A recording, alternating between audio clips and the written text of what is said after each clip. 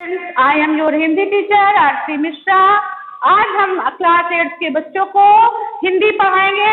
हिंदी में पाठ 7 पढ़ाएंगे, क्या निराश हुआ जाए। ठीक है, हिंदी में पाठ पढ़ाएंगे, क्या निराश हुआ जाए। इस पाठ के लेखक बेटे कौन है? हजारी प्रसाद द्विवेदी। ठीक है, इस पाठ के लेखक है हजारी प्रसाद द्विवेदी जी ने ये पाठ लिखा है। ठीक है बेटे, हजारी प्रसाद द्विवेदी। ठीक है, इसके ये लेखक हैं। पाठ क्या निराश हुआ जाए के लेखक है हजारी प्रसाद द्विवेदी। इस पाठ में लेखक ने बताने की कोशिश की है कि व्यक्ति को कोई भी परिस्थिति आए लेकिन निराश होने की आवश्यकता नहीं है। इसलिए निराश होने की आवश्यकता नहीं है कि जो हमारे समाज में जो धर्म बने हैं उन धर्म के आधार पर जो हमारे मनीषी लोग हैं, हमारे बुद्धिजीवी लोग हैं, उनके कारण आज हमको निराश होने की आवश्यकता नहीं। आज भी समाज में कुछ ऐसे ईमानदार लोग व्यक्ति हैं जिनसे आज भी हमारी जो अस्तित्व है, हमारे समाज का अस्तित्व है, आज भी कायम है। तो बच्चों आज देख लेते हैं कि पाठ का सार क्या है। आइए देखें। प्रस्तुत पाठ में लेखक ने समाचार पत्रों में ठगी, चोरी, तस्करी और भ्रष्टाचार के समाचारों से भरे रहने से जो निराशा का वातावरण बनता जा रहा है उस पर चिंता व्यक्त करते हुए कहा है कि इस आरोप प्रत्यारोप के वातावरण में मानव मन को निराश होने की आवश्यकता नहीं है। अभी भी आशा की ज्योति न बुझी है और न भारतवर्ष को महान बनाने की संभावना छीन हुई है। ठीक है बच्चों, इस पाठ में लेखक ने ये हमें बताने की कोशिश की है कि जो हमारे समाचार पत्र हैं, आप लोग समाचार पत्र पढ़ते हैं ना, जो हमारे समाचार पत्र हैं उन समाचार पत्रों में क्या है? ठगी है, चोरी है, तस्करी है और भ्रष्टाचार। इन सब से हमारा पूरा समाचार पत्र भरा हुआ रहता है। तो उस पर चिंता व्यक्त करते हुए जो निराशा का वातावरण बनता जा रहा है, किससे? ठगी, चोरी, तस्करी और भ्रष्टाचार से जो निराशा का वातावरण बनता जा रहा है, तो लेखक ने यहाँ चिंता व्यक्त करते हुए कहा है कि बताया है कि लोगों को आरोप प्रत्यारोप के वातावरण में मानव मन को यानी हमारे मन को निराश होने की आवश्यकता नहीं है, क्योंकि आशा की ज्योति अभी भी नहीं बुझी है। आशा की ज्योति अभी भी जल रही है और उस आशा की जलती हुई ज्योति से भारतवर्ष को महान बनाने की संभावना क्षीण नहीं हुई है। ठीक है, तो इसमें लेखक ने ये बताने की कोशिश की इस पाठ पे। तो बच्चों पहले जो पाठ में हमारे जो पाठ है क्या निराश हुआ जाए, क्या निराश हुआ जाए कि जो मुख्य बिंदु है, आइए मैं इसको आपको बताती हूँ। इसके जो मुख्य बिंदु हैं, पहला है समाज की वर्तमान स्थिति चिंता का विषय। ठीक, दूसरा है जीवन के महान मूल्यों की उपेक्षा। तीसरा है मनुष्य के आंतरिक गुण ही चरम और परम। चौथा है समाज में धर्म कानून की स्थिति। पांचवा है मनुष्यता नहीं हुई समाप्त। छठा है मन को निराश होने की जरूरत नहीं। मन को निराश होने की जरूरत नहीं। देखिए इस पाठ में, प्रस्तुत पाठ में लेखक ने, कौन लेखक? हजारी प्रसाद द्विवेदी जी ने हमको समाज की जो वर्तमान स्थिति है उस पर चिंता व्यक्त करते हुए क्या कहते हैं कि हमारे समाज में ठगी है, चोरी है, डकैती है, तस्करी है और भ्रष्टाचार। इनकी वजह से जो हमारा समाज है वो क्या होता जा रहा है? वो विषैला होता जा रहा है। विषैला होने का तात्पर्य है जो समाज की सुंदर स्थिति थी, सही स्थिति थी, वो स्थिति अब बिगड़ती हुई नजर आ रही है। तो उसी पर जो है हमारे लेखक हजारी प्रसाद द्विवेदी ने चिंता व्यक्त करते हुए कहा है कि उस पर हम सभी लोगों को चिंता करना चाहिए, क्योंकि जो है जो हमारे यहाँ समाज है उस पर लगता है कि जैसे लोग चोरी डकैती तस्करी करते हैं तो उस पर लोग क्या करते हैं? एक दूसरे पर छीटाकशी करने लगते हैं। छीटाकशी करने से क्या हो जाता है हमारा मन जो है बहुत दुखी हो जाता है। ऐसा लगता है कि अब समाज में, हमारे मानव समाज में कोई ईमानदार व्यक्ति बचा ही नहीं है। तो इसके लिए उन्होंने बताया है कि हमें समाज पे लोगों पे छींटाकशी करते हुए न देखते हुए ऐसे लोगों को भी देखना चाहिए जो हमारे समाज में ईमानदार व्यक्ति हैं। ऐसा नहीं है कि समाज में अगर चोरी डकैती की स्थिति बन गई है, भ्रष्टाचार की स्थिति बन गई है, तो ऐसा नहीं है कि जो है कोई ईमानदार व्यक्ति नहीं बचा हो। आज भी हमारे समाज में कोई ना कोई ईमानदार व्यक्ति बचा हुआ है। लोगों के क्या करते हैं, लोग दूसरे के गुण को न देखकर दोषों पर ज्यादा छींटाकशी करने लगते हैं। तो उसी पर जो है हजारी प्रसाद द्विवेदी जो इस पाठ के लेखक है, उन्होंने जो है चिंता व्यक्त करते हुए बताया कि जो हमारे समाज में चोरी डकैती तस्करी है ना, भ्रष्टाचार का जो है क्या कहते हैं वातावरण बन गया है, उस वातावरण पर चिंता व्यक्त की है। ठीक है बच्चों, अब आया है जीवन के महान मूल्यों की उपेक्षा। मतलब हमारे जो भारतीय समाज है, उस समाज में क्या है, हमारे जीवन के जो महान मूल्य हैं उनकी उपेक्षा की जा रही है। हमारा जो भारतीय समाज है, गांधी और तिलक का जो समाज है, भारत का समाज जो है, किसका समाज है, गांधी और तिलक का समाज है, उनके मूल्यों की उपेक्षा की जा रही है। जो उन्हें महान मनीषियों ने जो है हमारे भारत की जो कल्पना की थी कि हमारा ऐसा भारतवर्ष होगा, आज जो है हमारे जो भारतवर्ष है, उस भारतवर्ष के जो महान मूल्य हैं उनकी किसके द्वारा उपेक्षा की जा रही है, हम ही लोगों के द्वारा। जो हम लोग समाज में, मानव समाज में लोग रह रहे हैं, उन्हीं के द्वारा क्या की जा रही है, उपेक्षा की जा रही है। तो उसी बात पर ये बता रहे हैं कि आज जो है लोग मेहनत करने वाले, ठीक है, जो मेहनत करने वाले श्रमजीवी लोग हैं, जो मेहनत करके अपने जीवन को निर्वाह करते हैं, उन पर लोग जो है क्या कर रहे हैं, उन पर लोग ज्यादा छींटाकशी कर रहे हैं। और जो चोरी करते हैं, बेईमानी करते हैं, वो क्या है, फल फूल रहे हैं। मतलब जीवन के महान मूल्यों की उपेक्षा ऐसे ही हो रही है। जो मेहनत करके कमा रहा है, खा रहा है, तो वो क्या है, आज परेशान है। लेकिन जो भ्रष्ट व्यक्ति है, तो वो क्या है, फल फूल रहे हैं। इसी बात पर जो है लोग बता रहे हैं, इस पर बात की जा रही है कि जो ईमानदार व्यक्ति है, तो वो तो सिर्फ एक पर्याय बन के रहेगी। मतलब जो ईमानदार व्यक्ति, तो वो आज के समय में बेवकूफ समझा जा रहा है। तो उसी बात पर वो कहते हैं कि जो हमारे जीवन की महान मूल्य है, उनकी उपेक्षा की जा रही है। किसके द्वारा, हम मनुष्यों के द्वारा। फिर तीसरा है, मनुष्य के आंतरिक गुण ही चरम और परम। मनुष्य के आंतरिक गुण ही चरम और परम। देखिए हमारे यहाँ समाज में सब लोग जानते हो कि हम सभी के अंदर क्या है, हम जो मानव समाज है, हमारे यहाँ समाज में लोभ, मोह, क्रोध है ना, होता है ना। हम लोग के अंदर लोभ होता है, क्रोध होता है, मोह होता है। और हमारे यहाँ आंतरिक गुण जो है, जैसे मानव के जो आंतरिक गुण है, इन्हीं को अधिक प्राथमिकता दी जाती है। परम और चरम है, ठीक है। मानव के जो आंतरिक गुण है, सभी मनुष्यों के अंदर क्या होता है, अनेक प्रकार के आंतरिक गुण होते हैं। तो इन पर क्या करते हैं व्यक्ति, ज्यादा ध्यान देता है। हमारे यहाँ लोग देश के करोड़ों जो गरीब लोग हैं, दरिद्र जन लोग हैं, उनकी दशा को दूर करने के लिए अनेक प्रकार के कायदे और कानून बनाए जाते हैं, ठीक है। जो हमारे यहाँ समाज में श्रमजीवी लोग हैं, या जिन लोगों के पास खाने का साधन नहीं है, खाने का भोजन नहीं है, उन लोगों के लिए जो हमारी समाज है, हमारा भारतीय समाज है, हमारा जो है कायदे कानून बनाए जाते हैं। उन कायदे कानून में हमारे आंतरिक गुण चरम और परम है। कहने का मतलब है कि लोभ, क्रोध है ना, ये हमारे आगे आ जाते हैं। और जो आचरण, बुरा आचरण है, उसको लोग क्या करने लगते हैं, ज्यादा प्राथमिकता देने लगते हैं। उसी पर ये कहा जा रहा है कि जैसे हमारे समाज में कृषि है, उद्योग है, वाणिज्य है, पशुपालन है, इनके लिए जो सरकारी क्या कहते हैं, सरकारी धन खर्च करने के लिए दिया जाता है, लोग उस पर न खर्च करके, गरीब जनों पर न खर्च करके क्या करने लगते हैं, उस धन का अपव्यय करने लगते हैं। वो उस धन को जो है गलत जगह पर खर्च करने लगते हैं, जिससे जो है हमारे यहाँ जो मनुष्य के आंतरिक गुण हैं, लोभ, मोह, परम होते हैं। अब 4 नंबर पॉइंट में आते हैं, समाज में धर्म कानून की स्थिति।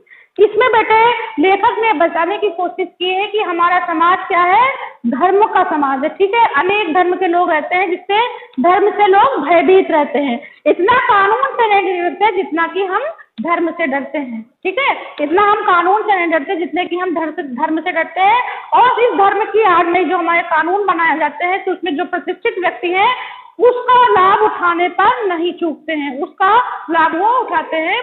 जैसे कि हमारा समाज है क्या है, लोगों से प्यार करना सीखता है, प्रेम, बड़ों को क्या करता है, सम्मान देता है, छोटों को स्नेह करता है, महिलाओं का सम्मान किया जाता है। धोखाधड़ी से बहुत से व्यक्ति ऐसे मिलते हैं जो धोखाधड़ी से बचना चाहते हैं, क्योंकि हमारा समाज धर्म भीरू समाज है। मतलब धर्म से जितना डरता है उतना कानून से व्यक्ति नहीं डरता है। जैसे कि हमने बताया कि हमारे समाचार पत्रों में अनेक तरह की बुराइयां आती हैं, चोरी डकैती,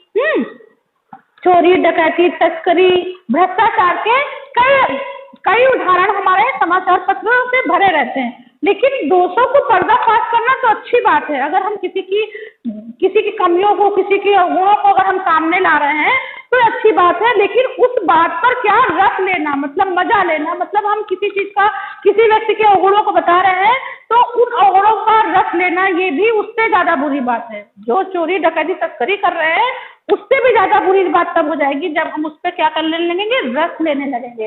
ठीक है, और उस रस लेने से भी ज्यादा बुरी बात क्या है, जब हम व्यक्ति समाज में अगर दुर्गुणी व्यक्ति है, अवगुणी व्यक्ति है, तो समाज में कोई ना कोई एक ऐसा व्यक्ति जरूर होगा जो ईमानदार व्यक्ति होगा। तो उन ईमानदार व्यक्तियों का हमारे समाचार पत्रों पर कहीं देखने को, उनका व्याख्यान देखने को नहीं मिलता। तो ये तो और भी ज्यादा बुरी बात हो गई कि हम दोषों को तो पर्दाफाश कर रहे हैं, उस दोषों के पर्दाफाश पे लोग मजा भी ले रहे हैं, लेकिन उन ईमानदार व्यक्तियों का कहीं पर भी वर्णन नहीं देखने को मिलता, कहीं पर भी सुनने को नहीं मिलता। और हमारा समाज धर्म और कानून की स्थिति की जो है पशोपेश में, मतलब दोनों के बीच की स्थिति में बना रहता है। पशोपेश का मतलब है दोनों की स्थिति के बीच में बना रहता है, तो इससे वो भयभीत हो जाता है। ठीक है, डरने लगता है। फिर है पांचवा, मनुष्यता नहीं हुई समाप्त। हमारे समाज में लेखक का कहना है कि आज भी मनुष्यता कायम है, मनुष्यता समाप्त नहीं हुई है। क्यों नहीं समाप्त हुई है मनुष्यता हमारे समाज में?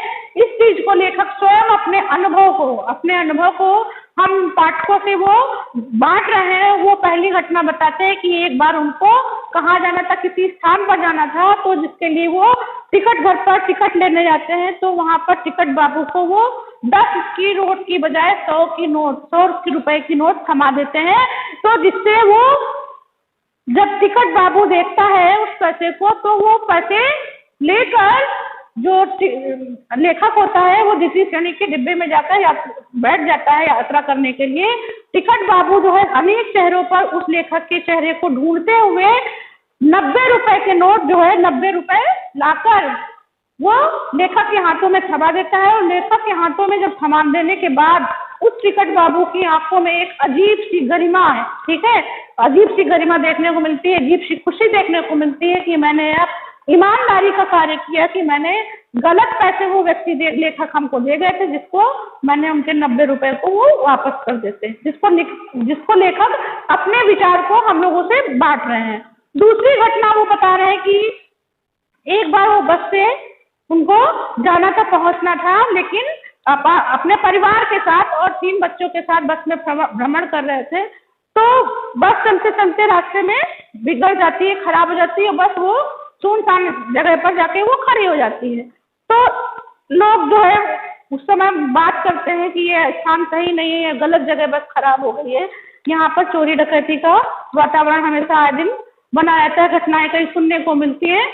तो इस पर वो बताते हैं, इतने में जो बस का कंडक्टर होता है वो किसी की खाली साइकिल लेकर चला जाता है, और यहाँ पर लोग, इतने में बच्चे जो होते हैं, काफी समय होने लगता है, रात होने लगती है, तो उस पर क्या होते हैं, बच्चे परेशान होने लगते हैं, प्यास से व्याकुल होने लगते हैं, पानी पानी चिल्लाने लगते हैं, और जो बैठे हुए यात्री होते हैं वो भी भयभीत होते हैं कि ये सही जगह नहीं है, यहाँ पर चोरी डकैती आदि का भय बना रहता है, अगर ये बस खराब हो गई है तो हम अपने गंतव्य स्थान पर कैसे पहुंचेंगे। तो वो क्या करता है, जो बस के जो ड्राइवर होते हैं, जो यात्री लोग बैठे होते हैं, उसको मारने की तैयारी में जुट जाते हैं कि यहाँ पर ऐसी स्थिति आ गई कि मैं अब कैसे जो है अपने गंतव्य स्थान पर पहुंचूंगा। तो इतने में देखते हैं लोग कि जो कंडक्टर होता है वो खाली बस लेकर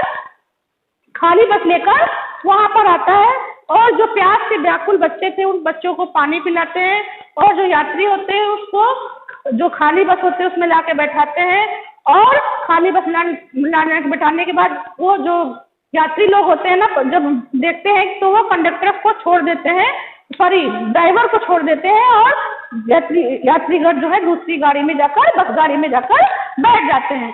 तो इतने में फिर जो वो बस होती है, बस का ड्राइवर बस को लेकर सभी यात्रियों को उनके गंतव्य स्थान पर 12 बजे पहुंचा देते हैं। ठीक है, समय से पहले ही पहुंचा देते हैं।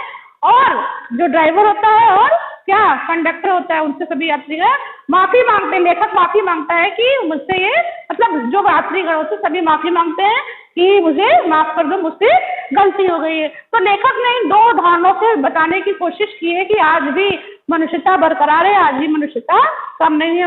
ऐसे समाज में कई लोग देखने को मिलते हैं जो मनुष्यता को कायम रखे हुए हैं। फिर छठा पॉइंट आता है, मन को निराश होने की जरूरत नहीं। हमारे मन को, लेखक यहाँ कह रहा है कि हमारे मन को निराश होने की जरूरत नहीं है। मन को निराश होने की जरूरत इसलिए नहीं है क्योंकि हमारे समाज में देखिए सभी व्यक्ति, सभी तरह के लोग होते हैं, अच्छे लोग भी होते हैं, बुरे भी लोग होते हैं। हमारे समाज में अगर हमने धोखा खाया है, अगर हमने ठगी की है या किसी ने हमको ठगा है, तो हमको इससे कहीं ना कहीं कुछ सीखने को मिलता है। ठीक है, हमारे जीवन में अनेक प्रकार के उतार चढ़ाव आते हैं, उन उतार चढ़ाव से हमको कई तरह के अनुभव मिलते हैं। ठीक है, कुछ ना कुछ सीखने को मिलता है, कोई ना कोई सबक मिलता है, चाहे वो हमको अच्छा सबक मिले या हमको बुरा सबक मिले। अगर हमारे साथ कोई घटना घटित होती है तो कोई ना कोई हमको शिक्षा अवश्य मिलती है। तो लेखक यहाँ यही बताने की कोशिश है कि मन को निराश होने की आवश्यकता नहीं है। हमारे समाज में अभी भी ऐसे कुछ ईमानदार व्यक्ति है जो आशा की किरण को आज भी जो है प्रज्वलित किए हुए हैं, आज भी वो आशा की किरण बुझी नहीं है, और ना ही भारतवर्ष को महान बनाने की संभावना अभी कमजोर हुई है। क्षीण मतलब यहाँ पर कमजोर है, जो कि मैंने आपको सारांश में क्षीण लिखा हुआ है। तो आज भी जो है, जो भारत को महान बनाने की जो संभावना है आज भी वो बरकरार है, कायम है, क्योंकि वो जो है ईमानदारी की जो है, आशा की जो है अभी भी प्रज्वलित हुई है। लेखक ने इस पाठ के माध्यम से यही बताने की कोशिश की है कि आज भी मनुष्य में मनुष्यता है, मन को निराश होने की जरूरत नहीं है। ठीक है बच्चों, अब मैं इस पाठ में जो कुछ कठिन शब्द आए हैं तो उनके शब्दार्थ हैं ये, मैं तो आपको पढ़ के बता देती हूँ। इधर शब्द लिखे हुए हैं और इधर अर्थ लिखे हुए हैं। तो पहला है आरोप, दोष, प्रत्यारोप, किसी व्यक्ति द्वारा दूसरे को दोषी ठहराना। मनीषी, ज्ञानी व्यक्ति, पर्दाफाश करना, भेद प्रकट कर देना। भीरु, डरपोक, गंतव्य, मंजिल, कातर, भयभीत। तो ये आपके कुछ कठिन शब्दों के अर्थ दिए हुए हैं, जो आपकी बुक में भी हैं, किताब में भी हैं, आप उससे भी मदद कर ले सकते हैं, उससे पढ़ सकते हैं। तो इस प्रकार बच्चों मैंने जो है आपको पाठ पढ़ाया, क्या निराश हुआ जाए, जिसके लेखक हजारी प्रसाद द्विवेदी जी है। हजारी प्रसाद द्विवेदी जी ने आज जो है भारत की जो वर्तमान चिंताजनक स्थिति है उसको बताया है, हमारे जीवन मूल्यों की उपेक्षा के बारे में बताया है, हमारे मनुष्य के जो आंतरिक गुण है परम और चरम उनके बारे में बताया है, और समाज में जो धर्म की और कानून की स्थिति है उसके बारे में बताया है। मनुष्यता आज भी समाप्त नहीं हुई है, मन को निराश होने की जरूरत नहीं है। तो इसमें इस पाठ में लेखक ने बहुत अच्छे से बताया है, अपने जीवन के स्वयं के अनुभव के उदाहरण देके इस पाठ में लेखक ने प्रस्तुत किया है। तो लेखक का यहीं पर ये संदेश जा रहा है कि मन को निराश होने की आवश्यकता नहीं है। हमारे जीवन में हमको कई घटनाएं ऐसी घटित होती हैं जो व्यक्ति को कुछ ना कुछ सिखाती रहती है, और ईमानदारी की ज्योत आज भी प्रज्वलित है, जो भारत को आज भी कमजोर नहीं होने देगी। तो मैं समझती हूँ ये बात आपको समझ में आ गया होगा। घर में रहिए, सुरक्षित रहिए और हमेशा मुस्कुराते रहिए। Thank you class.